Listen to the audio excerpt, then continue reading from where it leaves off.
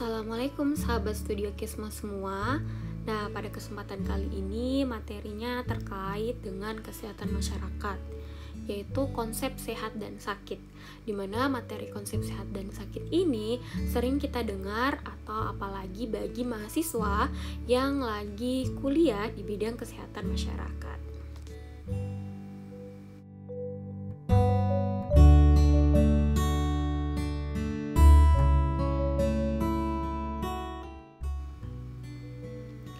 Nah, video kali ini terdapat 3 pokok bahasan, yaitu tentang pengertian konsep sehat dan sakit, ciri-ciri sehat dan sakit, dan distribusi penyakit.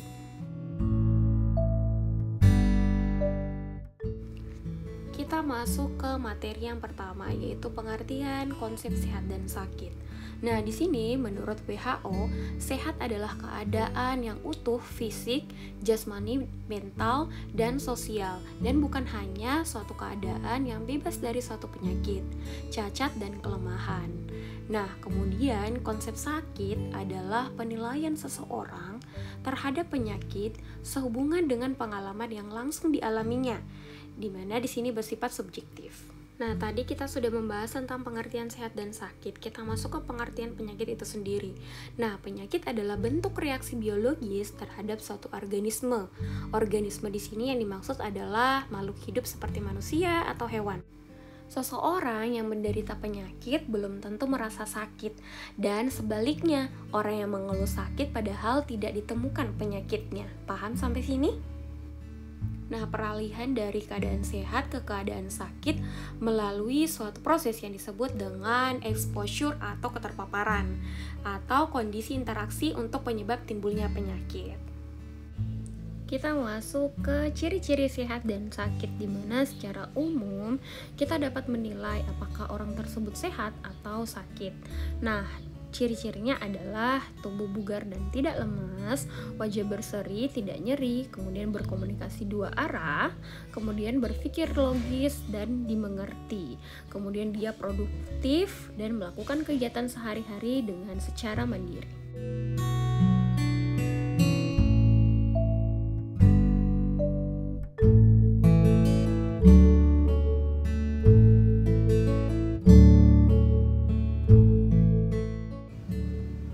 Kita masuk ke ciri-ciri sakit, yaitu di mana seseorang dapat merasa nyeri, pusing, dan lemas, tidak bersemangat menjalankan aktivitas atau tidak produktif, kemudian merasa tidak tenang dan kecemasan yang berlebihan. Konsep sakit sendiri menurut Penskin menyatakan bahwa sakit merupakan keadaan di mana individu merasa tidak menyenangkan dan dapat mengganggu aktivitas sehari-hari, baik aktivitas jasmani, rohani, maupun sosial.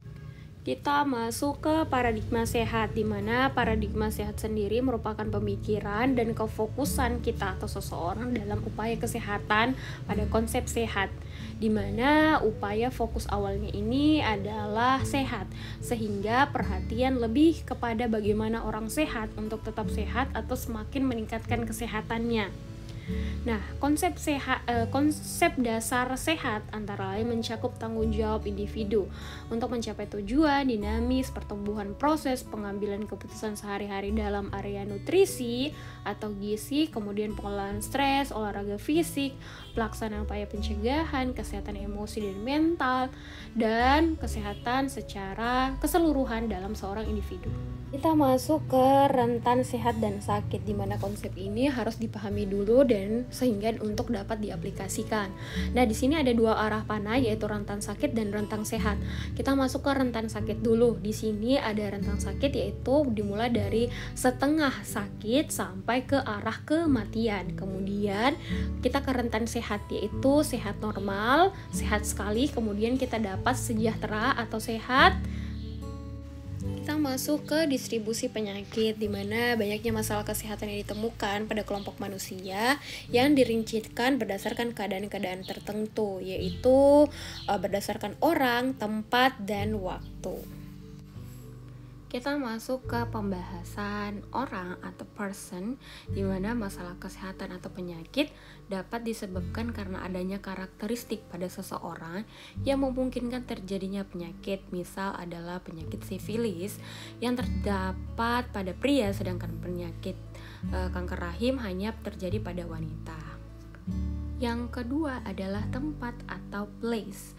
Nah, masalah kesehatan yang ditemukan itu dari suatu daerah terkait dengan keadaan geografis, keadaan penduduk, dan keadaan pelayanan kesehatan. Contohnya pada malaria endemik di Papua dan DBD pada daerah yang tropis, dan akses pelayanan kesehatan karena geografisnya.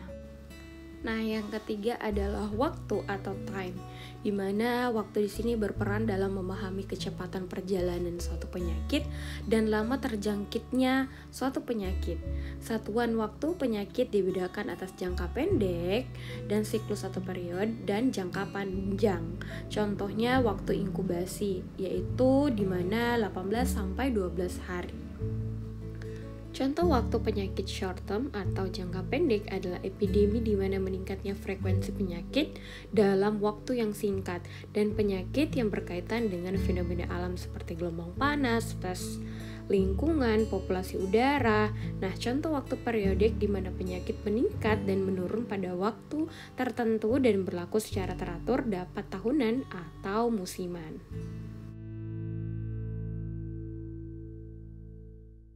Oke guys, itulah tadi materi konsep sehat dan sakit. Thank you for watching guys. Jangan lupa buat subscribe, like, and comment di Studio Kesmas. Sampai jumpa di materi kesehatan masyarakat selanjutnya.